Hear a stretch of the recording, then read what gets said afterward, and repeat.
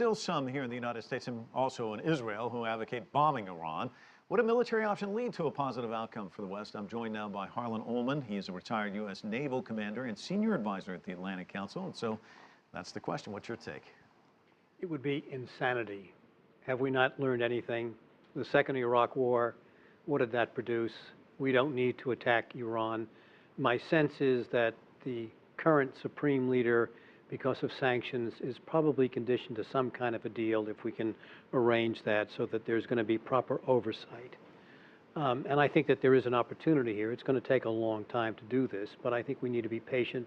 Sanctions have really hurt Iran, and I think even though we saw the protests today, my guess is that they were staged to give the internal opposition a chance to vent its feelings.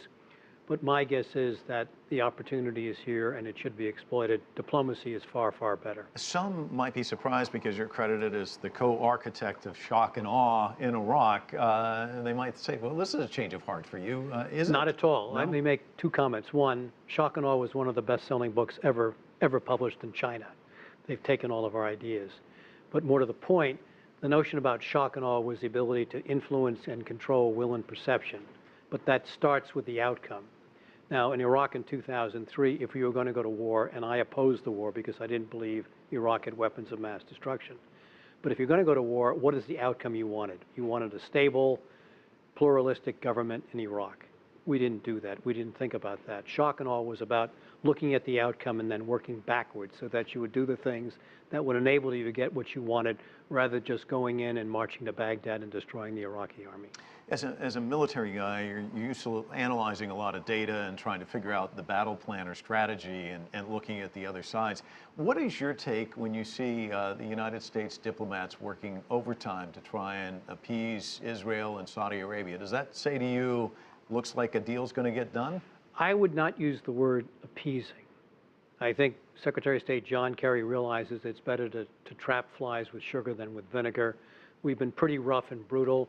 I think that taking the softer approach works. I think that Secretary Kerry has terrific relations with the Saudis, and he has relations with Prime Minister Netanyahu, which I don't think really exist as well between our president and Prime Minister Netanyahu. And we need to get this thing sorted out. This is a powder keg. When you take a look from the Western Mediterranean all the way to the Bay of Bengal, you have these ticking time bombs: Syria, Iraq, Afghanistan, Pakistan. And so we need to put a lid on this. Diplomacy is the way to go, and one only hopes Godspeed for John Kerry. Harlan Ullman, thank you so much for coming in. Certainly appreciate it. My pleasure.